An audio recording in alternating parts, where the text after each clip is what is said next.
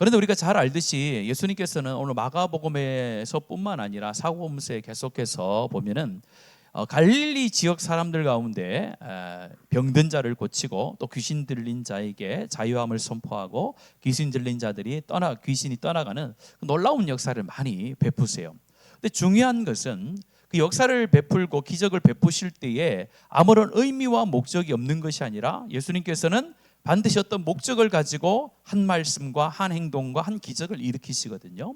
기적을 일으킨다라고 할 때 우리 보통 표적이라는 표를 씁니다. 표적이라는 것은 그걸 통해서 뭔가를 나타내는 증표가 된다라는 거예요. 그러니까 단순히 그 기적 가운데 목적이 있는 것이 아니라 그 기적을 통하여서 뭔가를 말씀하시고 의도하신 것이 있고 그것을 그 기적을 통하여 알기를 원하는 예수님의 마음이 표현되어져 있는 것입니다.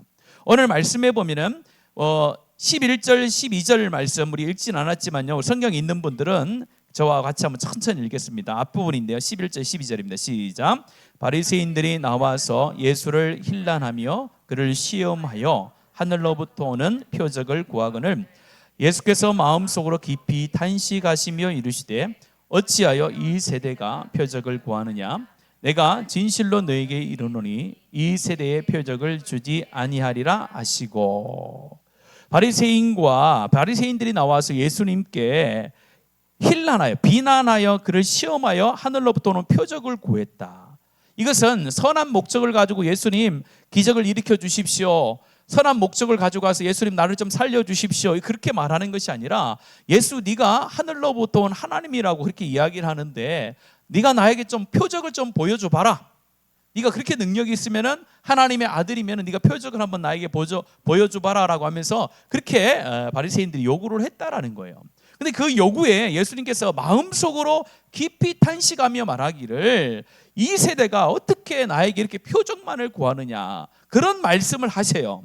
그 말씀을 마음속으로 하시고 13절에 보면은 그를 바리새인들을 떠나서 다시 배에 올라 건너편으로 가시니라. 누구와 함께 가고 있습니까? 지금 제자들과 함께 가고 있는 거예요. 자, 이 상황을 잘 기억하셔야 돼요.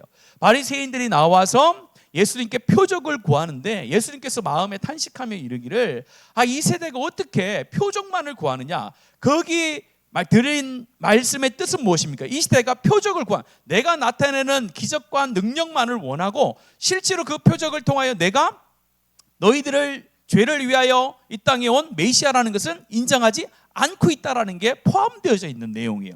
그러면서 제자들과 함께 있으면서 제자들을 향하여서 예수님께서 말씀하시는 장면이 나옵니다. 14절과 15절 말씀, 16절 말씀을 같이 한번 이어서 읽습니다. 14절부터 16절 시작.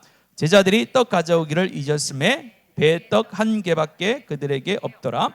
예수께서 경고하여 이르시되 삼가 바리새인 누룩과 헤롯의 누룩을 주의하라 하시니 제자들이 서로 수군거리기를 이는 우리에게 떡이 없음이로다 하거늘. 어떤 일이 벌어지냐면 예수님께서 제자들과 함께 그 바리새인들의 그 모습을 제자들과 함께 보고 있다가 지금 배를 타고 가면서 제자들이 떡 가져오기를 잊어버렸어요. 배에 떡 한 개밖에 남지 않은 거예요. 그러니까 13명이죠. 예수님을 포함해서 남자 13명이 지금 앞부분에 보면은 4,000명을 먹이고 7강주리가 남은 사건이 있었거든요. 거기에 남은 7강주리를 가져오지 않은 거예요. 떡을 가져오지 않고 그냥 떡 하나만 가지고 온 거예요. 떡 하나만 가져오니까 갑자기 이 두려움이 오기 시작한 거예요. 제자들 가운데 어떤 걱정이 확 들어왔냐면 우리가 먹고 살 게 없는데? 그런 걱정이 내 마음속에 확 들어온 거예요. 그때 예수님께서 그 마음을 아시고 오늘 예수님께서 제자들에게 이렇게 뭔가를 가르쳐주기 위해서 꾸중도 하시는 장면이 성경에 많이 나오는데 오늘 이 말씀이 가장 심각한 말씀이에요. 가장 제자들을 향하여 엄히 꾸짖은 부분이 오늘 이 말씀이라고 봐도 과언이 아니에요. 뭐라고 말합니까? 예수께서 뭐하여 이르시대요? 경고하여 이르시대.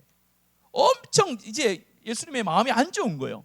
경고하면서 이르기를 두 가지를 조심하라고 했어요. 삼가 바리새인들의 누룩과 헤롯의 누룩을 조심하라 이렇게 얘기했습니다. 여기에서 말하는 바리새인들의 누룩과 헤롯의 누룩은 뭐냐면요, 앞부분에서 말했던 바리새인들이 뭘 요구했다고요? 표적. 그 다음에 헤롯의 누룩은 뭡니까? 헤롯도 여러분들 찾아보시면 아는데 누가복음 23장 8절에 보면은 예수님 만난 것을 굉장히 기뻐하면서 뭐라고 하냐면은 이적 행하심을 이제 보겠구나. 그 목적이 예수님을 봐서 기뻤는데 어떤 목적을 가지고 있냐면요, 이제 이 예수가 행하는 표적을 한번 보겠구나, 나에게 기적이 나타나는 게 내 눈앞에서 한번 보이겠구나, 그런 생각을 하니까 기뻤다는 거예요. 그래서 오늘 예수님께서는 그 마음을 아시고 바리새인들이 주장하고 요구하는 표적, 또 헤롯이 요구했던 보고 싶어 했던 표적, 그거를 가리켜서 오늘 조심하라고 했는데 뭐라고 표현했습니까? 누룩이라고 표현했어요. 성경에서 보통 누룩이라는 죄의 확장성을, 죄의 영향력을 말하는 거예요. 누룩이 이스트가 들어가서 빵을 부풀리는 그런 역할을 하잖아요. 그것처럼 죄의 확장성이 크다는 거예요. 표적을 요구하는 그런 것을 너희들이 조심해야 되는데, 그런 표적을 요구하는 그의 영향력이 굉장히 사람들 가운데 빨리 퍼지는 것이다. 그래서 너희들은 그 바리새인들이 요구하고 헤롯이 요구하고 또 보기를 원했던 표적에 대해서 굉장히 조심해야 된다라고 그렇게 이야기를 하면서 오늘 예수님께서 같이 가고 계세요. 그런데 그 얘기를 했을 때에 제자들의 온 생각은 어디에 있었습니까? 예수님께서 말씀하신 그 표적의 의미, 그 다음에 누룩의 의미를 완전히 거꾸로 생각하는 거예요. 오늘 말씀 한번 16절 끝에 보면, 이는 우리에게 뭐가 없으므로 수군거렸다고요? 떡이 없으므로 수군. 예수님과 지금 제자들이 지금 대화를 서로 하고 있는데 자기가 듣고 싶은 것만 듣고 있는 제자들의 모습이에요. 자기가 생각하고 싶은 대로 생각하는 거예요. 예수님께서는 누룩, 다시 말해서 바리새인과 또 서기관들, 또 헤롯이 요구했던 그런 표적을 구하는 그런 신앙에서 너희들이 벗어나야 된다라고 이야기를 하고 있는데, 오늘 제자들은요 뭘 요구하냐면요, 표적도 아니에요. 먹고 사는 거, 빵의 걱정으로 가득 차 있어요. 오늘 이 말씀을 통해서 우리가 기억해야 될 것은 무엇이냐면요, 우리가 뭔가 표적을 구함으로 예수님의 권세와 예수님의 하나님 되심이 증명되는 게 아니에요. 우리가 자꾸 뭔가 표적을 통해서 예수님이 예수님 되심이 증거된다라고 얘기하는데 성경은 그렇게 말하지 않아요. 성경은 철저하게 하나님께서 말씀하신 말씀을 통하여 예수 그리스도를 주로 고백하는 것을 구원의 원칙으로 삼아요. 표적과 기사는 예수 그리스도가 구주로 믿는 도구에 불과한 것이지, 실제적으로는 그 도구를 통하여 뭘 듣게 하세요? 주께로 나오게 하고 주의 말씀을 듣게 하셔서 그 말씀, 살아있는 말씀이 내 안에 들어오셔서 그 들어온 말씀이 내 심장과 폐부와 심령과 골수를 쪼개면서 내가 죄인이라는 것을 고백하게 하고, 그 죄인됨에서 죄사함을 얻는 유일한 방법이 그리스도의 피밖에 없다라는 것을 고백하게 하는 그런 역할을 하는 것이 하나님의 말씀이고 우리 가운데 주신 성령인 줄로 믿습니다. 그런데 제자들은요 아직까지 그걸 몰랐어요. 그래서 오늘 말씀에서 예수님께서 굉장히 질책을 하고 계세요. 17절과 18절 한번 보십시다. 17절 18절입니다. 시작. 예수께서 아시고 이르시되 수군거리느냐? 아직도 알지 못하며 깨닫지 못하느냐? 너희 마음이 둔하냐? 너희가 눈이 있어도 보지 못하며 귀가 있어도 오지 못하며 또 기억하지 못하느냐. 먹을 것 입을 것에 온 생각이 집중돼 가지고 있었던 제자들 가운데 이야기하는 거예요. 뭐라고 말씀하십니까? 아직도 깨닫지 못하느냐, 이렇게 얘기하는 거야. 아직도 깨닫지 못하느냐. 그 예수님의 마음이 얼마나 답답했겠습니까? 지금까지 제자들이 함께 하면서 보여줬던 이적을 통해서 예수님께서 어떤 분인가를 계속해서 기적 이후에 설명하시고 설명하셨음에도 불구하고 아직도 바리새인들과 똑같은 시선으로 나를 바라보고 있는 그 제자들을 향하여 굉장히 엄히 경고하고 계시다는 거예요. 그러면서 18절 뭡니까? 눈이 있어도 보지 못하고 귀가 있어도 듣지 못하며 또 기억하지 못하느냐, 이렇게 하는 거예요. 오늘 이 18절의 말씀을 우리가 좀 기억해야 될 필요가 있습니다. 뭐요? 눈이 있어도 보지 못하고 귀가 있어도 듣지 못하고 기억하지 못한다. 이게 바로 오늘 이 시대에 바리새인과 같은 우리의 모습이 있다라는 것을 증명해 주는 거예요. 오늘도 우리가 하나님의 말씀을 듣고 하나님의 말씀을 통하여 하나님이 누구신지를 알아가고 그 하나님이 원하신 삶이 무엇인가를 깨달아 가야 되는데, 귀는 있는데 그 하나님의 원래의 의도하시는 말씀이 들려오지 않고, 또 하나님께서 우리 가운데 귀는 있어도 눈은 있어도 하나님의 말씀을 왜곡해서 보게 되어지고 또 하나님께서 행하셨던 말씀들을 기억하지 못하고 그 기억 속에 나의 생각으로 가득 채우는 그런 모습들이 우리 가운데 굉장히 많다라는 것을 우리도 부인할 수가 없습니다. 오늘 이 말씀은 오늘 이 시대에 오늘 본문에 나오는 제자들과 바리새인들 가운데만 얘기하는 것이 아니라 오늘 우리 가운데 똑같이 하나님께서 말씀하시는 거예요. 귀가 있으면은 하나님의 귀한 말씀을 들어야 되는데 세상의 것들을 계속 듣게 되어지고 또 하나님의 말씀을 듣는다고 하는데 그 하나님의 말씀을 뭐요? 말씀 그대로 받는 것이 아니라 자기가 듣고 싶은 거, 자기가 원하는 것만 듣는 그런 신앙이 되어서는 안 된다는 거예요. 또한 우리가 눈으로 볼 때도 마찬가지예요. 또 영의 눈이 떠져서 하나님의 행하심을 봐야 되는 거예요. 사람과 사람 속에서 그 사람의 겉모습만을 보는 것이 아니라 그 사람의 내면을 볼 수 있는 영적인 하나님의 눈이 열려야 그 사람을 이해하게 되고 그 사람과 같이 갈 수 있는데 보이는 그대로, 눈에 보이는 그대로만 보고 살면은요 우리는 늘 하나님의 백성으로 살지 못하고 세상의 사람으로 살아갈 수밖에 없는 거예요. 우리의 싸움은 누구의 싸움이라고요? 육신의 싸움이 아니에요. 영에 대한 싸움이라는 거예요. 그래서 우리가 항상 교회를 섬길 때에 성도로 우리가 살아갈 때에 이 육신의 눈을 가지고 있어야 됩니다. 살아갈 때 육신의 눈도 있어야 돼요. 그러나 사람과 사람을 볼 때는요 그 사람 안에 있는 악한 존재도 봐야 되는 거예요. 그래서 저 사람이 나에게 뭔가 이야기를 하는데 기분이 나빠요. 나쁘게 이야기를 해요. 그러면 그 사람을 보면서 인간의 눈을 보면 어떻게 됩니까? 우리 요즘 말로 말하면 절교 끊어야 돼. 그런데요 하나님께서는 사람의 겉모습을 보지 말라는, 그 안에 역사는 악한 영이 있다라는 거예요. 그래서 그 사람에 대해 인정해 줘야 되는 거예요. 저 사람의 원래 사람이 그런 게 아니라 그 사람 속에 아직도 성령 하나님으로 지배받지 못하는 그런 연약함이 있어서 말을 통해서 행동을 통하여 저런 게 나올 수 있겠구나, 그렇게 바라볼 수 있고 그렇게 받아들일 수 있는 신앙이 진짜 신앙인 거예요. 그래야 예수 그리스도를 닮아가는 삶이 되는 겁니다. 예수님께서 이 땅 가운데 오실 때 어떻게 오셨어요? 우리가 아직 죄인 됐을 때에 그리스도께서 우리에 대한 자기의 사랑을 확증하셨어요. 그러니까 우리가 죄인 되었을 때에 죄인 된 우리를 보면은 예수님께서 안 오셨겠죠. 하나님께서 우리를 안 보내셨겠죠.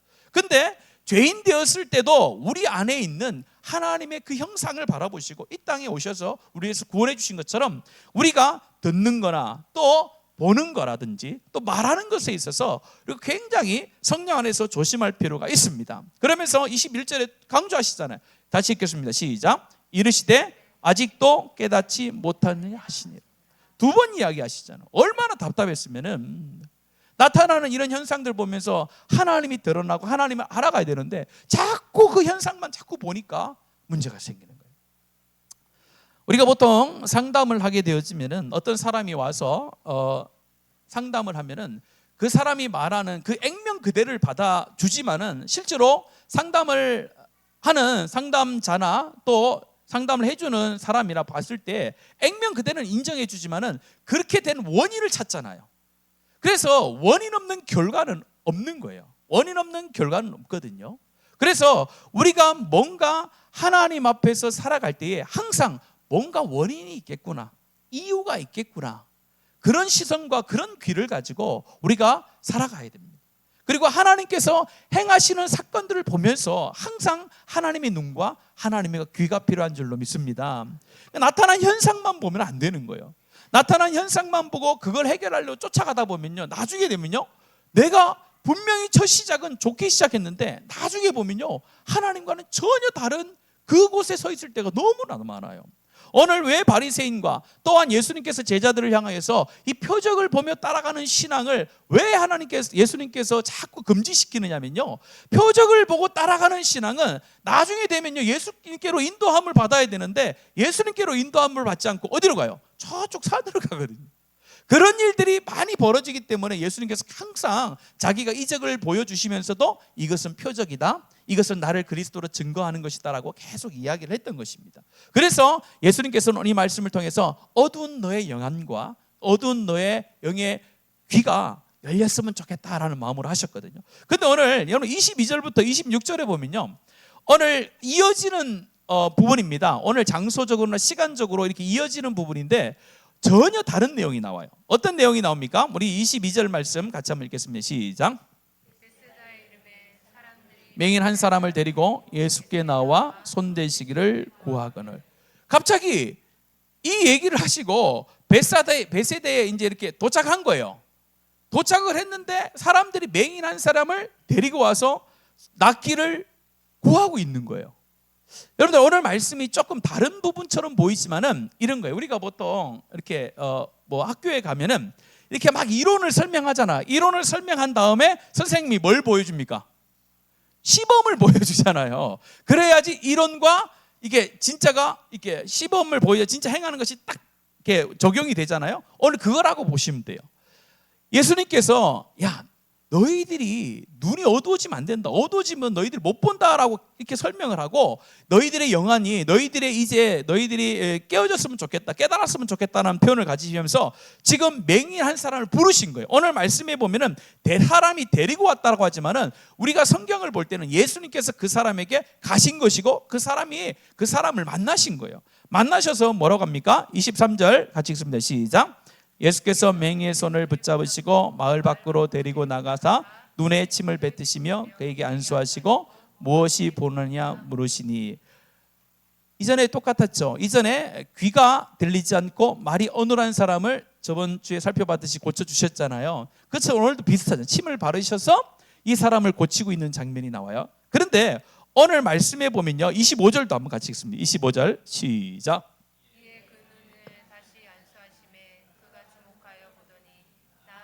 모든 것을 밝히 보는지라.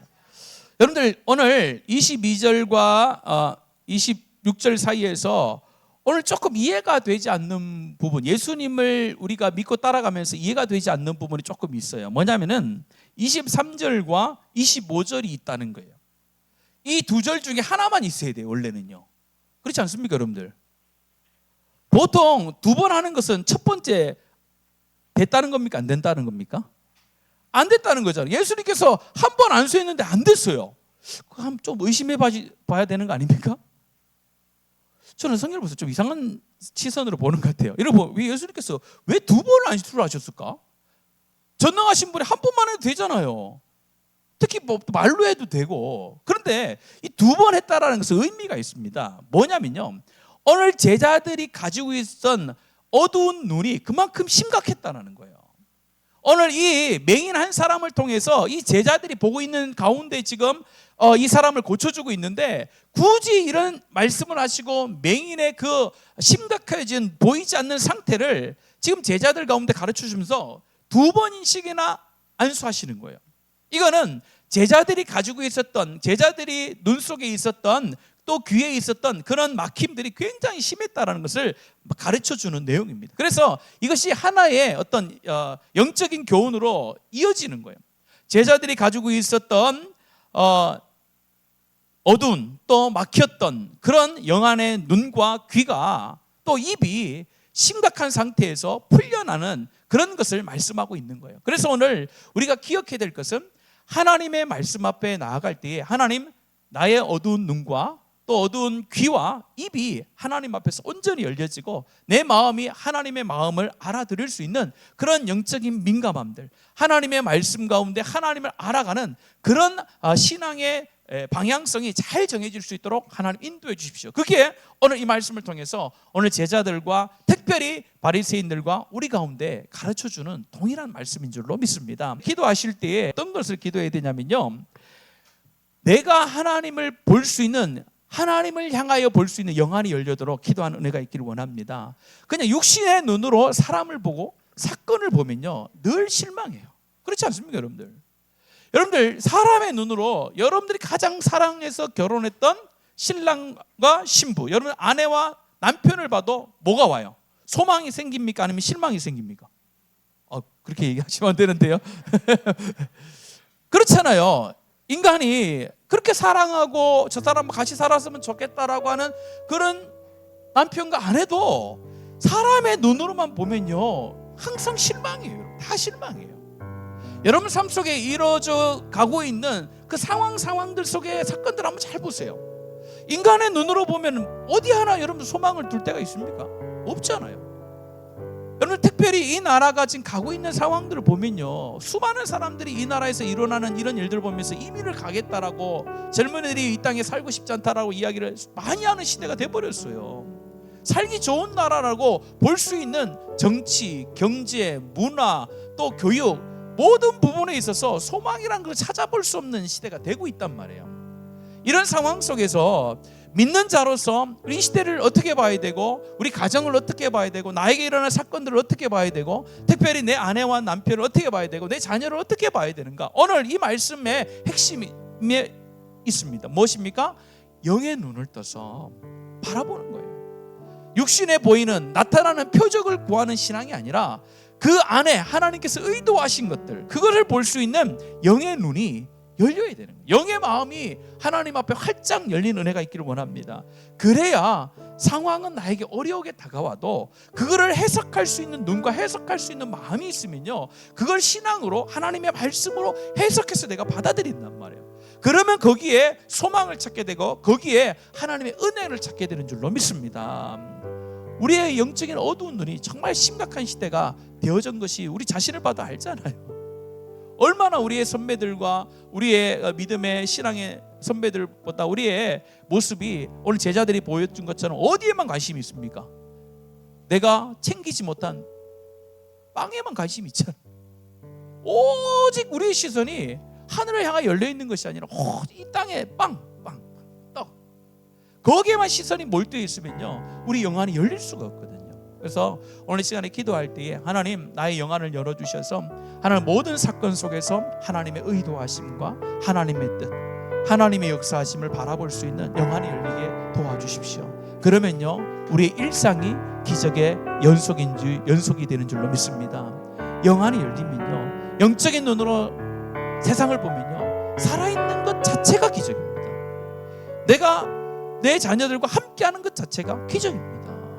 그게 기적이잖아요. 내가 교회 와서 예배 드릴 수 있는 게 기적인 거예요. 그렇지 않으면요, 어떤 걸 해도 하나님을 찾을 수가 없어요. 뭘 하나님이 보여줘야 우리가 하나님을 알아갈 수 있습니까? 죽은 자가 살아난다고 해서 수많은 사람들이 예수께로 돌아옵니까? 안 돌아오잖아요. 예수님께서 죽은 자도 살리고 병든 자를 수없이 고쳤지만 안 돌아왔잖아요. 우리도 마찬가지예요. 우리 교회에서 병든 자가 낫고 죽은 자가 살아난다고 해서 교회 가운데 믿는 자가 많아질 것 같죠? 아니에요. 절대 아니에요. 그걸로는 그리스도가 증명이 되는 게 아니에요. 하나님의 말씀이 그 사람 가운데 심겨져야 하나님의 눈으로 이 세상을 볼 수 있고 자신을 볼 수 있는 사람이 되어야 진정한 구원의 역사를 이루어가는 줄로 믿습니다.